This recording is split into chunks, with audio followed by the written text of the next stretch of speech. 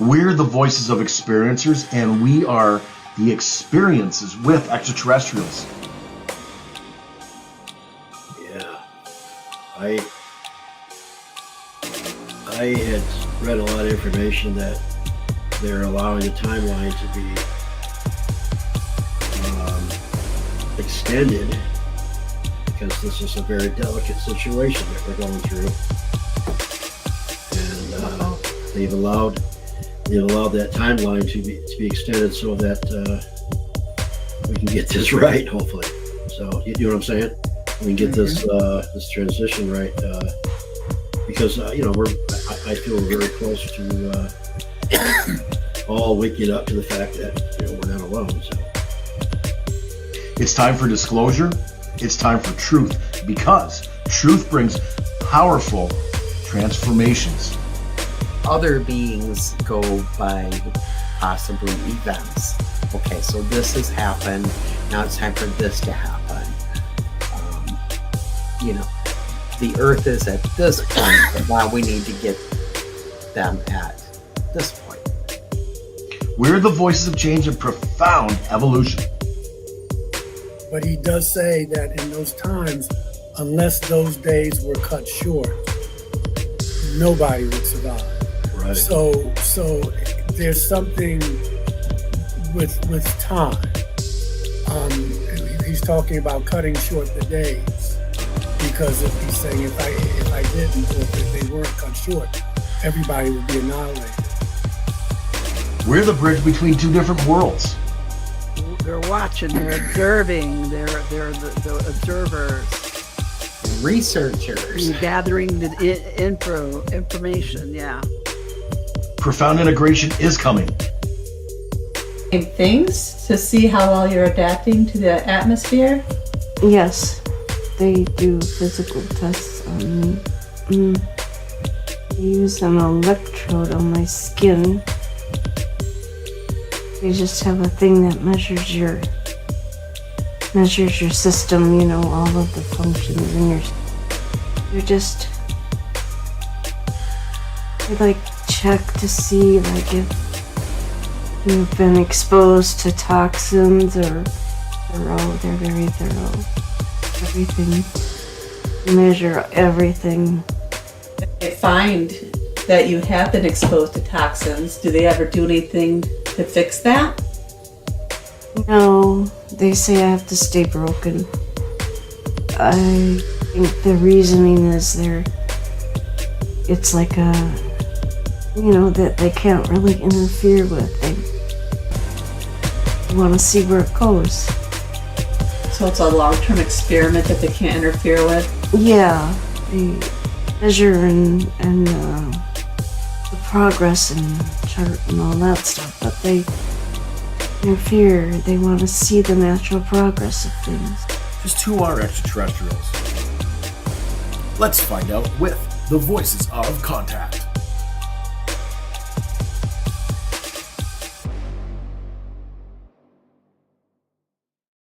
We are the voices of experiencers because we are the experiencers. It's time for disclosure and it's time for truth, because truth brings powerful transformation. We are the voices of change. We are about evolution on an expansive level, living life without fear and becoming the bridge between two different realities. Profound evolution is here. Profound integration is here. This is the Voices of Contact. Hi everyone, I'm Mary. I'm a channeler and psychic medium. I'm also a hypnosis regressionist for ET experiencers, and I work with MUFON doing regression work. I also work with PTSD experiencers, paranormal experiencers, and victims of crime to assist them in recall. I'm really looking forward to another amazing show tonight with our panel. I just want to say to you guys that the work that you're doing here with me is so impactful, like literally it's life-changing. And I thank you for being a part of it and being here with me. It means more than you realize to me as well as the listeners. So, allow me to introduce some of my most favorite people. First, we have Deb and RJ DeRoos. They're authors, paranormal UFO researchers, and they're experiencers themselves. And they also are the founders of the Michigan UFO Contact that happens every year in Houghton Lake, Michigan at the end of September. They're owners and managers of Mystical Awakenings Radio, Mystical Awakening Podcast on the YouTube channel, and at the Mystical Awakenings Metaphysical Store in Houghton Lake, Michigan. Next, we have the fabulous and well-loved Michael Carter. He is a lifetime UFO contactee, author of Alien Scriptures, Extraterrestrials, and the Holy Bible. He's also a regular consultant on the History Channel's Ancient Aliens series and the Travel Channel's UFO Lost Evidence series, as well as being featured in several UFO documentaries. Last but definitely not least, we have our amazing new panelist, Deborah Jordan Cobble. She was the central figure in Bud Hopkins' international bestseller, Intruders, The Incredible Visitations at Copley Woods, which was actually made into a CBS miniseries in 1992. She's co-author of the book Abducted, The Story of the Intruders Continues, and author of Extraordinary Contact, Life Beyond Intruders. She's a former Indiana MUFON investigator and co-founder of her own paranormal group, Paranormal Underground, and host of the Midwest Paratalk podcast. With the amazing panel that we have tonight, I know that anything is possible. And we are going to get down deep into discovery and answers to what's actually really happening out there.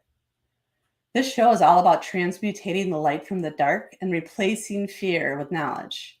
Through my regression work, I have come across amazing cases with some amazing clients. It is my passion to work with them and to help them have a better understanding of the contact they've had. Whether they are taken, have had contact in the physical realm, or through a dream state. I'm grateful that my clients have agreed to allow me to use the regressions on the voices of contact. Tonight, this is the place to be because the panel breaks down the experiences, providing powerful feedback. I love it because all the listeners get to learn and connect, and the person that I regressed walks away even more immersed in the experience with a new perspective on their contact. Literally, it's a win-win, right? This is the voices of contact. Hi, everyone. How you guys doing tonight? Good. How are you? Yay. Good. It's good to see you guys. Good to see you. Good to be seen. Yes. Did you guys Yeah, have good happy to holidays? be here. Yes, we did. Yeah. Yeah. We, I'm thankful it's a new year. Yeah, me too. Yeah. I'm glad it's over with and let's go. Yeah, All about the new beginnings, right? Yep. right. New Year's Day, we were, New Year's Eve, we were out looking at fairy rings, weren't we? We were. Yeah. That's fun. In the snow. It looked fun. Yeah, it We was still haven't snowing had like any snow here. oh, Nothing. Yeah, we just haven't either. Like a dusting that lasted for an hour and that's it. yeah. Well, Well, that- ours didn't Boring. stick. Yeah. I mean, where we were, they have a little snow, but at our house, we don't have any. And the big lake's not frozen, so it's all good. All right. So for tonight's show, we're just recapping 2023 with some of the greatest clips that we had. So the first one is one of my favorite, and it's from episode 3, and that's where I regressed Bill Konkoleski. And it's really not a clip from his regression. I just found it interesting. It's just him talking about his take on when only 2 ETs show up versus 3, and why it makes him nervous when there's only 2. He has so much knowledge that the way he explains it is one of my favorite parts. So give me 1 second. Nice. Say like 2/3 of the energy presence. Yeah. I didn't like it, and I don't know if I'm getting ahead of the narrative, if it's even audible, but I didn't like when there were 2 of them rather than 3. I usually had a better experience when there were 3 of them. 2 of them usually ended up in something unpleasant happening. One time where I saw a mantis when I was older, and I don't really get into this in my stories anywhere, but because it's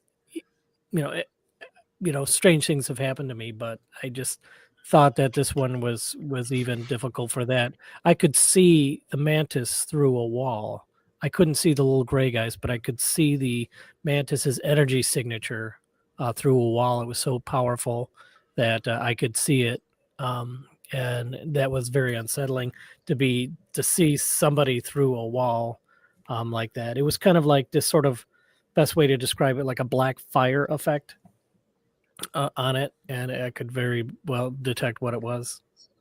Look at the background. Seems Black fire effect. What does that mean?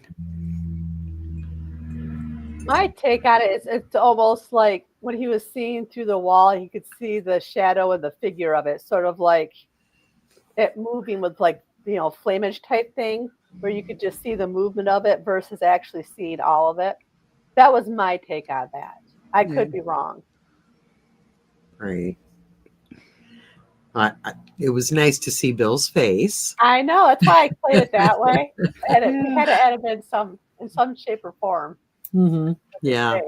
So. And I love that he, he's so experienced. He's had so many encounters that there's no fear. It's all very matter of fact, and this is how it is. And I mean, sometimes he would even talk about how he felt, and he did a little bit there, but he doesn't. There's no fear coming through. But it is interesting to me that he was more uncomfortable with 2 than he would be with 3, and I would think that it would be the opposite. The more of them that you're confronted with, the more you feel overpowered. So it's kind of curious to me why he would feel that way. He never said why. I mean, we never asked. We never asked him why was that. Yeah. Well, thinking back, Bill almost always encountered 3. So I think it was because it wasn't the norm. Yeah. That's. And if I remember correctly, through that regression, it was when he was a younger boy and he was in his basement, and he remembers them coming through like the crawl space of his basement, and he just has that recollection that when there was 3, they were just coming to observe, and when they would come to him as 2, that's when they were going to take him somewhere. That's right. Yeah, I forgot that part. Yeah. Okay. So it's almost like I'm getting this feeling that when he saw like through the wall, perhaps when they appear, the veil is breaking, and that our reality is fading out and showing a new reality coming in, or a different dimension, or a different kind of energy coming through. So sometimes a lot of people claim that these beings walk right through the walls. But are they walking through the walls, or are they actually manifesting through a different portal or a different reality, So, and it's infusing into ours. Yeah, that makes sense. Yep. Yeah, it's like our walls don't even exist for them. Right. That is interesting. Well, it's like ghost hunting. You see a ghost. People claim they see a ghost just walk right through the wall, and where a door used to be, or something. Or I've been in altered states of mind in the past where I've been in a room, and I don't know if I've meditated or something, but I've suddenly found myself somewhat of an altered mental state, and I can see in the room that I'm in. I can see the windows and doors that are in the room, but I can see other doorways and windows in shadow form, as if one reality is laid down on top of another. Yeah. And I got a brief glimpse at it. So it's kind of weird. I've done that a couple times before, so I kind of see that. That makes perfect sense. One then. Okay. So with this next one is our very first episode. And this is where she regressed as a little girl. It was her and her cousin, and they were out playing by the cornfield, and a craft landed. And when it opened up, the being took her and her cousin onto the craft. And if you remember correctly, they took a piece of her skin. And in this part of the regression, I was asking her what they were doing with the skin.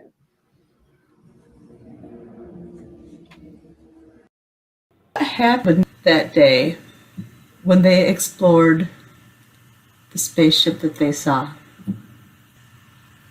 They were, they wanted, I had stretchy shorts on and they seemed to interest them for some reason. They like the stretchy shorts? Yeah, they keep stretching the leg out and looking at it. Now, what about the arm? What are they doing with the arm? I don't know, they took the skin and looked at it. What do they plan to do with the skin? They're gonna grow something with it. What are they going to grow? Another little girl.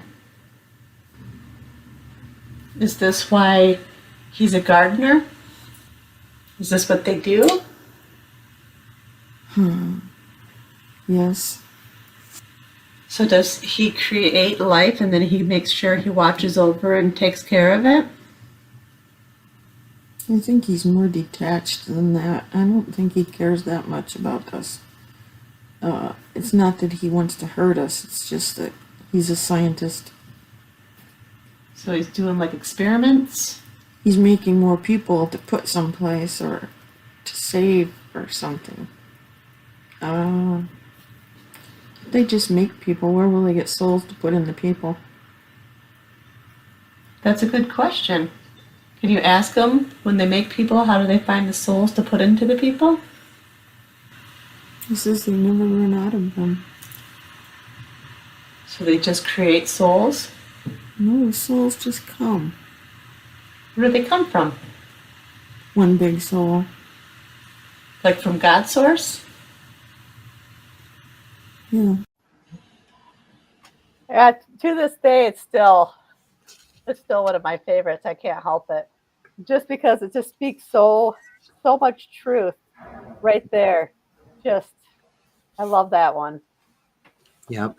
That was one of my favorites and still is. That one really touches my heart, for her and the message that, the one big soul that says it all right there. How can you not love that one? Mm-hmm. No, it's the best. Yeah. Then you think about it, how many people have had experiences as a young child with something like that happening to them? Yeah. Maybe more than we realize. Mm-hmm. But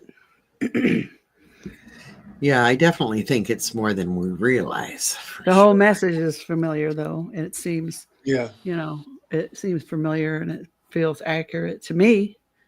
So. Yeah, I've always tried to figure that out on a religious and a scientific way. Like, where does the soul come from? I know the physical is there, the physical universe, and it's got a divine kind of creation to it because, the way the Earth's tilted 23.5 degrees, and so we have all these seasons, and if the universe, the way it's created, it's pretty cool. But when the body is created, where does the soul come from?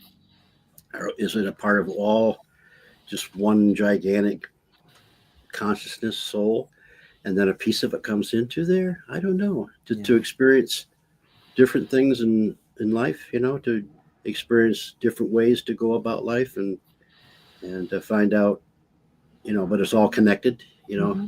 It's all getting all this information from each individual, although it's one main soul, one main consciousness. Yeah. And that's what she says, one big soul. So we're all a little piece of that divine energy that is everything. And I was a little kid when I had that. A little kid when I saw that sun explode and all those little shards of golden light come out of it. And someone said to me, "That's you. That's all of us." That I'm like, where did they go? They go into things like animals and people, and they become, and then when they're done, they come back home. I mean, I was little when I had this whole thing play out in front of me and explained to me that way. and talked about it ever since I could talk. And, of course, we're like, that's nice, honey. But Yeah, but what about people like, they're not so nice? I mean, do we actually volunteer to do that? My thought on that was always you can't have good without bad. Otherwise, you wouldn't recognize it, that they balance each other out and they're necessary. And it's all a part of the same thing. It's just, when it is what it is. Well, I guess the yin and the yang of it all, I don't know. I was always told you cannot have one without the other. Because how would you recognize either one without the other one? But I think is that just in the third dimension where we live, where Maybe. we're residing? Because I think if you're in a higher dimension, that you're done with the negative, done with the dark, done with the possibly. Yeah. I don't know. I hope so. I guess I'll find out. I guess I'll find out one of these days, won't I? Because ain't none of us getting out of here alive. Yeah, and maybe part of us are already there, just waiting for us. I think so. I've always felt like I live in multiple worlds at one time, and I kind of bounce back and forth between them. So like that thing, the video I sent you guys the other day, where I think time is we slide back and forth, in a linear fashion between the existences. I don't know. I feel like I'm straddling the fence. I got one leg on one side and one on the other. Yeah, maybe we're all sitting at the bar in the fifth dimension saying, man, you remember that life I had? Well, I'll tell you what, that was something else. Yeah. So anyways, what she said, I don't know, was I here when, I don't recall ever hearing that before. So maybe that was before I had joined. That was our very first episode. Oh, well, then I wouldn't know, but I definitely relate to it. That'd be cool. I'd have to go back and listen to it. You guys, I'm sure it's posted online, right? Yeah. It is. It's on YouTube.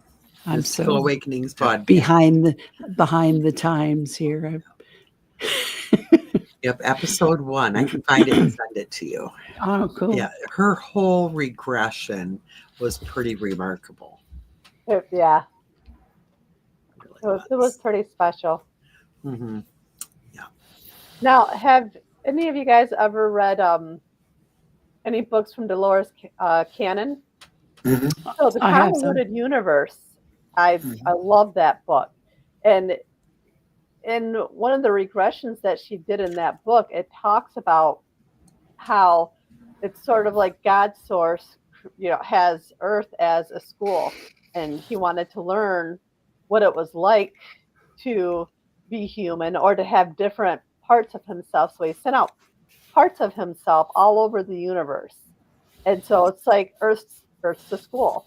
And we start off as rocks or grass so we can experience and learn what it's like to be that kind of thing. And I think that's where good and bad come from, is we were all bad at some point. We were all serial killers at some point. We were all drunkards at some point, just because that was part of the lessons we're supposed to learn so we can evolve and eventually get back.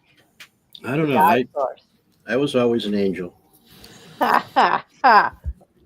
Ha. The fallen angel. I might have something to do with that too.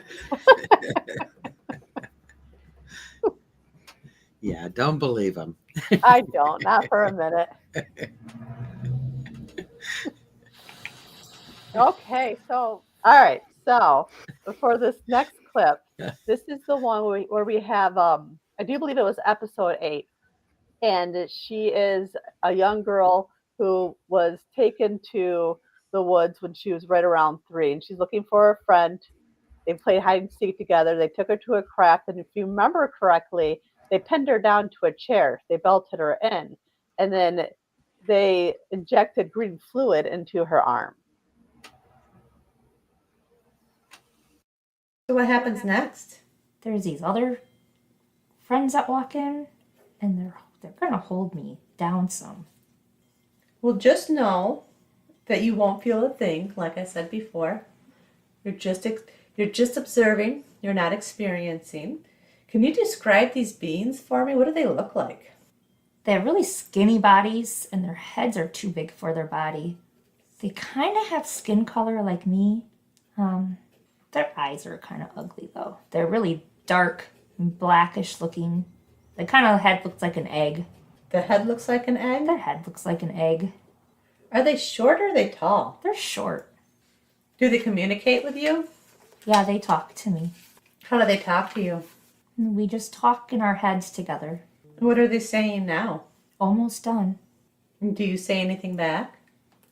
That I want to go home. Are they doing anything else? They stuck something in my arm. Which arm? My left one. What did they stick in your arm? I don't know. They stuck something in there. Do you want to look closer to see what it is? Yeah. Okay, look closer and you can see what they're putting in your arm. What is it?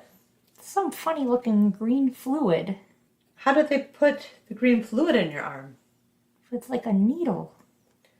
Ask them for me what the green fluid is.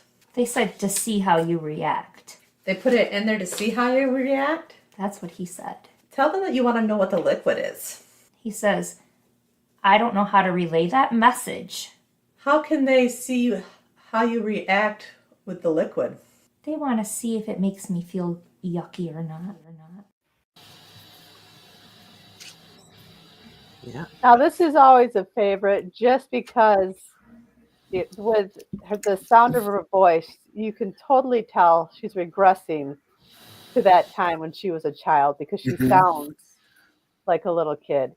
Even her kids listened back to it with her later, and they wanted to know who the young girl was. They weren't recognizing that it was her.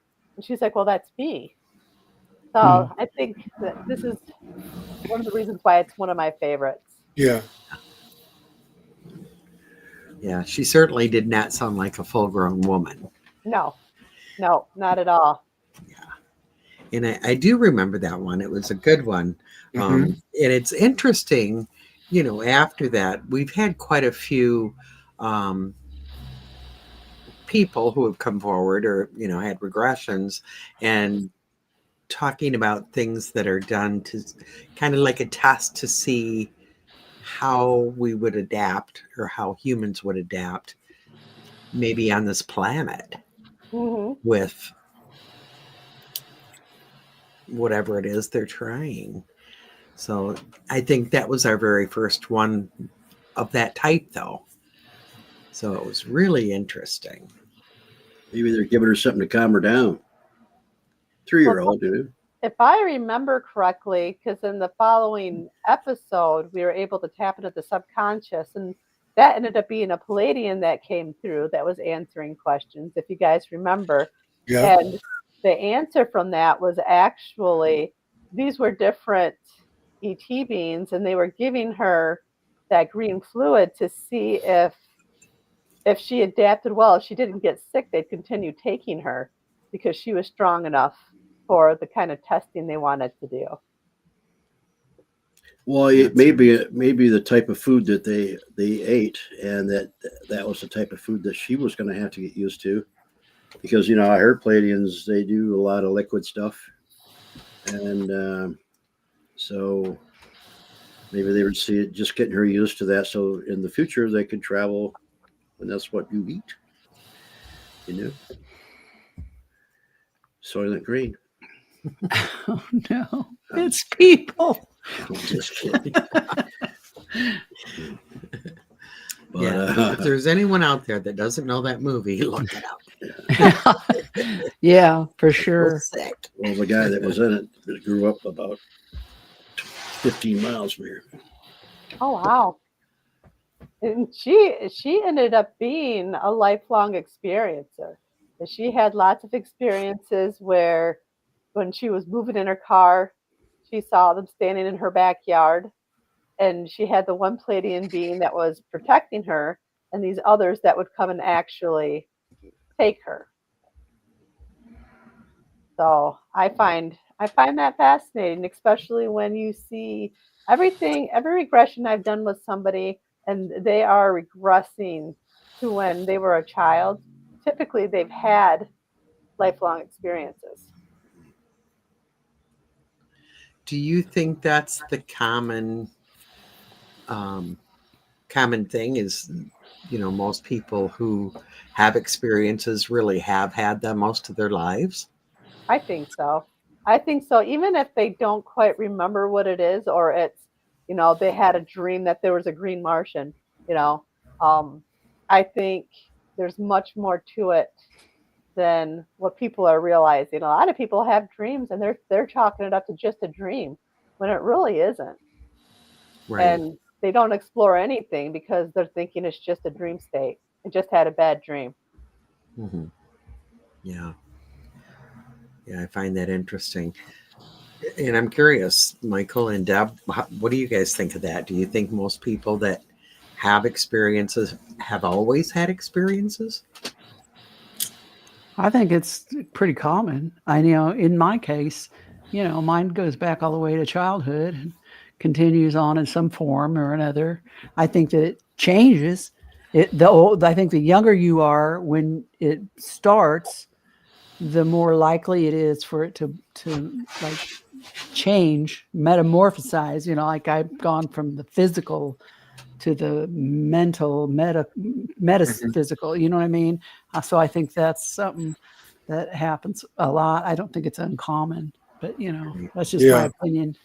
No, I agree. I mean, at least people I know, but it's hard to tell unless you get regressed. You know what I mean? Mm-hmm. And so I think a lot of regressionists can have a better idea about that. But you do hear people, I mean, even with myself, I mean, I remembered, what happened in 1989 and onward. But then looking back, and then when I got regressed, I found out that these things were happening when I was a child. Right. And then I think that as you get a little more sophisticated as far as your experiences and other people's, then you realize that the experiences, as Deb mentioned, can happen in the dream state. They can happen physically. There's other way they can happen out when you're out of your body. And so then you start, because then you have to reframe, what does it mean to be an experiencer? Is it just someone walking through your wall? Now we know, no. Is it, so you could be driving your car like Michael John, and so you find out. But I think when you get regressed, and I'm a big proponent of regression, as long as you have a good one, right? A good person. But then a lot of doors open up. But a lot of people, that's why they don't want to know, because I'd rather just keep it arm's length right now. Don't want to go down too far down the rabbit hole. So yeah, I would be surprised if a regressionist said, John Doe or Jane Doe, you told us about what happened last week while you were asleep or whatever. But if they got regressed, they could find out this has been happening since they were around 6-7 years old or earlier. Yeah. A lot of times they don't even need regression though to remember those strange things. But when they happened, then you're like, my family be like, oh, that's weird, and we just kind of set that memory aside because we couldn't explain it, or things like when I went missing and stuff like that, and I had these little memories. But years later, when you realize, when you awaken and you realize what's been happening, then you can go back without regression, and just a little bit of talking to your family members and other friends that were around at the time, and you can figure out this might have been something more than we just thought it was just a weird thing. This might be something. That's why I say start writing everything down, but Right. So, I mean, a lot of times those younger memories are there, and you remember them, but you just don't know where to put them at the time until later on when you become aware. And that awareness kicks in. I think there's one more thing that you want to remember, at least from my point of view. A lot of times I had visits, but they may not have always been extraterrestrial. I may have lumped them in that category. Exactly. But yeah, there may have been, I mean, I could name a few off the top of my head that if I really think about it, I don't know if they were extraterrestrial. They could have been interdimensional. They could have been just a spirit person. But because, you know, when the only tool you have is a hammer, everything kind of looks like a Yeah. nail. Yep. But they may not have. I've had visits from beings now looking back that they may not have been extraterrestrial at all, Exactly. or they may have been working with it. But there's Mhm. some I can tell off the top of my head. I'm not sure. Yeah. But they were, you know, it was another life form, and that to me is important because we live in a universe that's teeming with life, beings who live underground, beings who come from other dimensions, beings who come from other planets, beings that don't need energy, beings that don't even need a body. Right. It's all around us, Yeah. and some of it we see, and some of it we don't, and it's just easy to let's just put it in this box Hmm. because it's so strange anyway. The mind needs to put it somewhere. I need to categorize it. Right. Right. Yeah. Extra interdimensional extraterrestrials. Yeah. I think it's very important for this information. Thank you guys for answering that so well. But it's so important for this information to be out because a lot of people deal with this. Yes. I'm working with a young man. Well, I say young man. He's in his 40s right now who has had, he said, nightmares all of his life. He's been traumatized by these nightmares. Well, now they're making themselves so obvious to him. Now he's saying, I think it's been them all my life. Yeah. Yep. So he's actually going to be regressed by Mary. Thank goodness, because I think that's where people need to go to heal is, you know, have that regression, find out what really has gone on and start that healing process. Yes. And I'm going to be regressed by Mary too. I hope so. At some point, I got a lot of questions to answer. Have not been regressed yet. So Best time to do it. Best time for you to ask your questions. yeah. You'd be surprised with the answers that you get. Right. But yeah, I'm looking forward to that regression with him only because really it is. Once you get your answers, you can let go of that fear. Mm-hmm. Something you've held on to your whole life and you can just let it go and it sets you free. Right. Or at least understand it a little bit. Yep. You know, I can't say that any of us could have a regression and then be a normal person with a normal life because it's Nobody's not going to normal. happen. Right. But experiencers, especially, you know, trying to, you can't do it, but there is a healing that can take place for sure. And at least you get some understanding- answers, you know, Yeah. and maybe more questions too, but you get some answers. Yeah, and you know what, Deb? I think that, you know, listening to people's stories and, you know, listening to what our own experiences, I think ours is the normal life. I think we were told that you're not supposed to have these things. Right. Of course, you're not, you know, shut up. Where are you getting that story from? You're not, that's your overactive imagination. But Right. when you go back and look at history, again, whether you're looking at the Bible or whatever, these books are all about contact. It was a natural part of life. There was a time when our ancestors walked the earth with the Anunnaki, with the Elohim. True. It was just natural as breathing. I'm not saying it wasn't traumatizing, you know what my story is with that. But I think that we're being told that that's not natural, and that's why it's repressed. But now we're realizing with whistleblowers and looking back at archaeology and what have you, that this is normal. Yeah. In the Yeah. sense of we are not alone. And somehow we lost the normality of life. You know what I'm saying? What we call normal now is insane. Yeah, It's I mean, insane. it was normal that I could say, man, let me tell you, I had a visit last Yeah. night. Now, Yeah. it could have been by a vampire. I'm just being, but you know, I'm just saying that no one would say, man, you must be crazy. Right. That we knew that we lived in a populated universe. We know that there were good people, and I'm using those polarities. I don't like the, you know, but they were more benevolent, more malevolent. and because that's what was going on. That's what our religions are founded on. Right. And we were told, religions played a part in that you don't talk about that. That's not the way to get ahead in society, telling stories like that. Yeah. But our ancestors were very comfortable with that. Yeah. We have the books right there to see it. And people listened and people heard and people believed. Yeah, I love the indigenous people and their beliefs, and it's just when I have my Native American friends that talk about the spirits from the sky and everything, they just talk about it so like it's just so normal and matter of fact, and then the entire people just believe that. That's just the way it is, and I absolutely love that. And it's just that's the way it's supposed to be. And you can go to Africa, you can go to Australia, all you can over go the to world. New You go to Zealand, you can go to China. Sweden, Western it's all culture, there. and has so it is more natural, and that's what we're doing. We're trying to say to people. I think part of what we do is that you're not crazy. That this goes on. This has been going on for probably as long as human beings have been on the planet.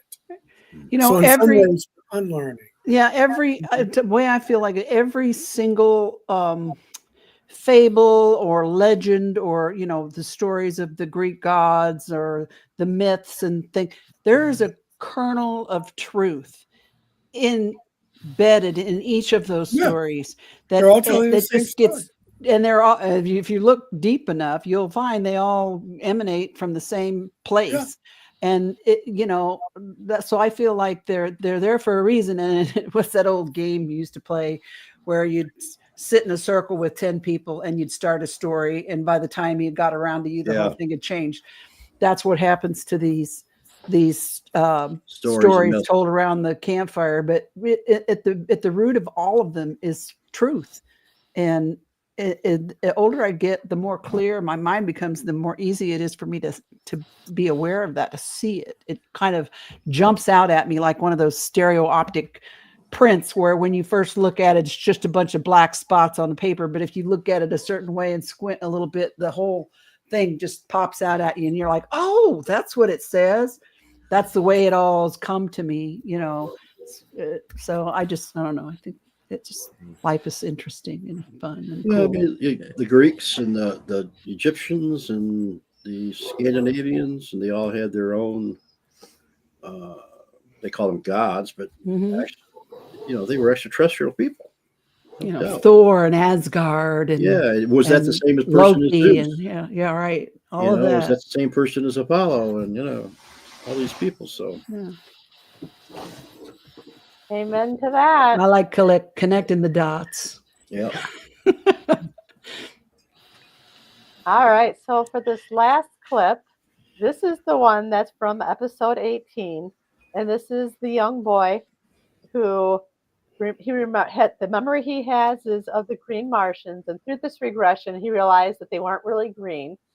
And at this point, he was sharing a bedroom with his brother. And all of a sudden, he had the 3 beings around his room, and they were doing something with his armpit. What do their eyes look like? Long. What color are they? Black. Dark. What are they doing in your room? Coming to see me. Why are they visiting you? They're not telling me. And what do they do next? They're looking at my body. What parts of your body? My arms and underneath my arms. Why are they looking underneath there? They're not telling me, but they don't want me to be scared, but I am scared. Do they do anything to try to calm you down? No, I don't understand what's happening. Have they come to you before? Yeah. And what did they do before when they came? Same thing. What do you feel they're doing with your underarms? It's not, I can't sleep. It's uncomfortable. What's uncomfortable? They're doing something. What are they doing now? I'm not sure. It's not, I'm confused. I don't know who they are. I don't know why they're there. They're looking at my body. Do they have anything in their hands? They're like fingers, like curl. And they're curled? Yeah. And they're doing something in my armpit. Can you see what they're doing to your armpit? Oh, I can feel it. It's uncomfortable, but I'm not crying. You don't have to experience anything, just so you know. I just want you to observe and tell me what's happening. Okay? They won't tell me. And they still won't tell you? Can you stand back and watch what they're doing and tell me? Just as an observer? One person doesn't want me to be scared. 2 people are holding my arms up. So there's 3 altogether? There's one person who is doing something in my armpit. There's 4. There's 4 altogether? I'm not in my bed. You're not in your bed? Where are you at? I don't know. It looks like my room, but I'm not on my bed. Did they take you somewhere else? It's flat. What you're laying on is flat?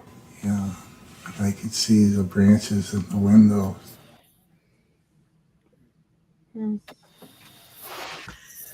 Another one of my favorites. Yeah. And wear my heart out. Such an experience, and he was so confused because literally for this regression, he wasn't even sure if he had any experiences. He just had that one little memory. And so to take him to that regression, he was so confused at the same time with everything he was experiencing. Yeah.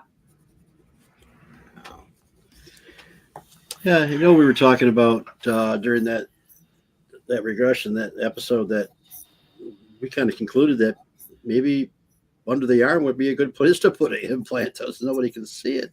Yeah. Yeah, be hidden. So, I mean, be very uncomfortable probably going in, but yeah, I never thought about that. That would be a spot that would be hidden for sure. Well, there's a lot of glands under there too that are Yeah. connected to an entire network in your body. Yeah. So, and a lot of these implants are just to find people, or they're also to record and to keep stats on someone's health, or record them. When I participated in this experiment years ago with John Carpenter and Forrest Crawford about posing questions to whoever and going to sleep on them and waking up, writing down the first thing. One of the questions was, what are the implants for? And I remember my answer, which was very similar to another lady's, was not just only for tracking, but for monitoring my physical well-being and making adjustments when necessary. Yeah. So in some ways, they can be helpful. Mm-hmm. Do you hear voices, Michael? No, there's a I do at times, but I mean, I hear them. no, there's a we live across the street from an assisted living, Right. pretty expensive one, and the ambulances just go back and forth every couple of days because these are older folks and whatever. And I was just watching, they're going up the mountain there. It's never good when that happens, but right. Yeah. So in a few years, I could be your neighbor. 2 years it could be me.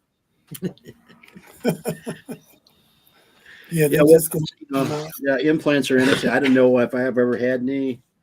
A lot of people don't know they've had them, but one in particular that people have talked about this is like this red triangle that's in your skin. Did you have one of those, Deb? I had circular marks that created a triangular shape, but I don't. Did it move around?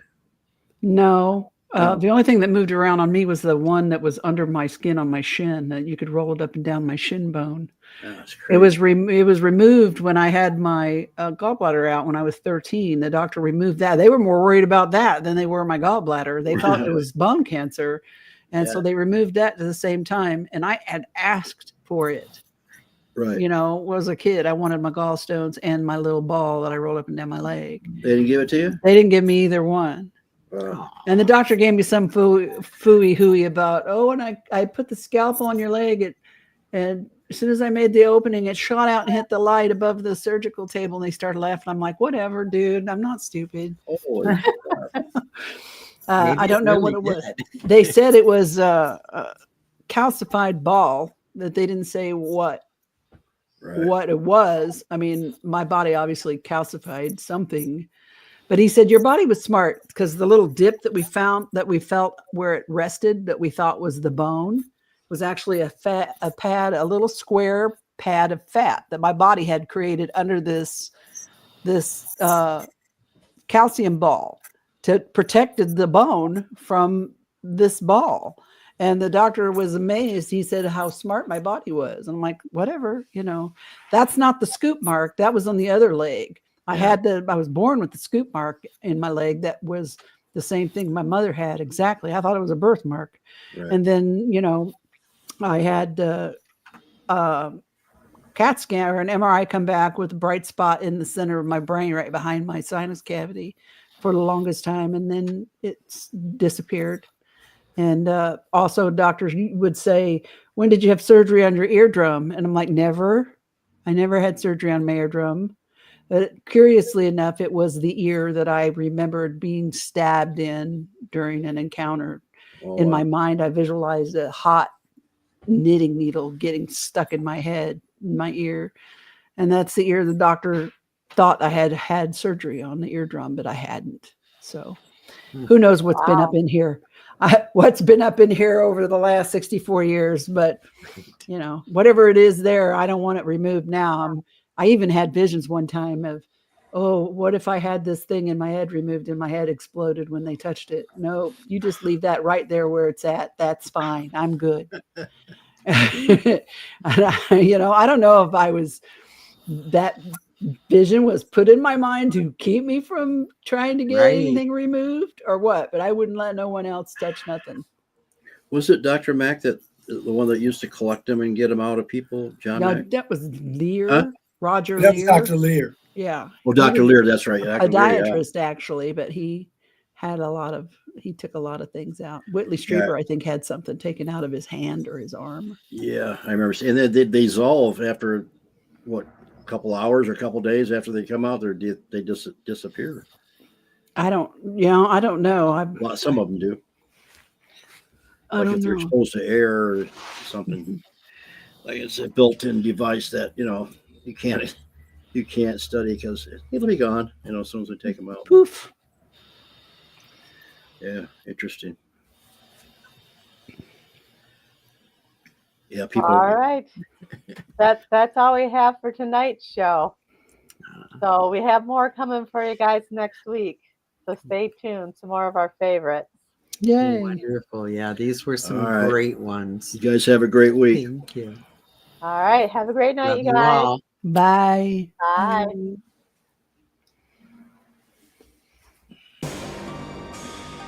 We're the voices of experiencers, and we are the experiences with extraterrestrials. Yeah. I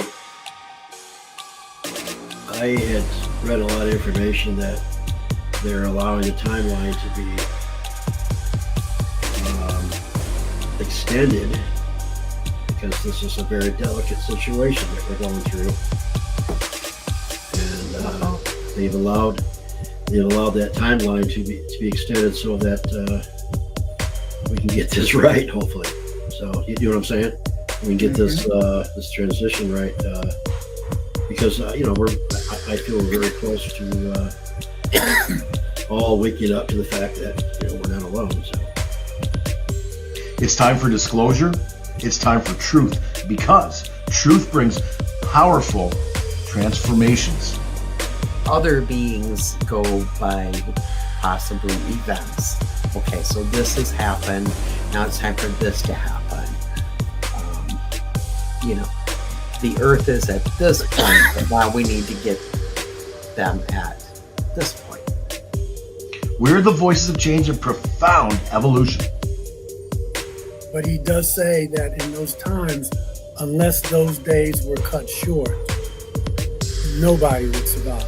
Right. So there's something with time. He's talking about cutting short the days, because if he's saying if I didn't, or if they weren't cut short, everybody would be annihilated. We're the bridge between two different worlds. They're watching, they're observing, they're the observers. Researchers. And gathering the information, yeah. Profound integration is coming. Things to see how well you're adapting to the atmosphere? Yes, they do physical tests on me. They use an electrode on my skin. They just have a thing that measures your system, all of the functions in they check to see if you've been exposed to toxins, or they're very thorough. Everything. Measure everything. They find that you have been exposed to toxins. Do they ever do anything to fix that? No, they say I have to stay broken. I think the reasoning is it's like that they can't really interfere with. They want to see where it goes. So it's a long-term experiment that they can't interfere with? Yeah, they measure and the progress and chart and all that stuff, but they interfere. They want to see the natural progress of things. Just who are extraterrestrials? Let's find out with the Voices of Contact.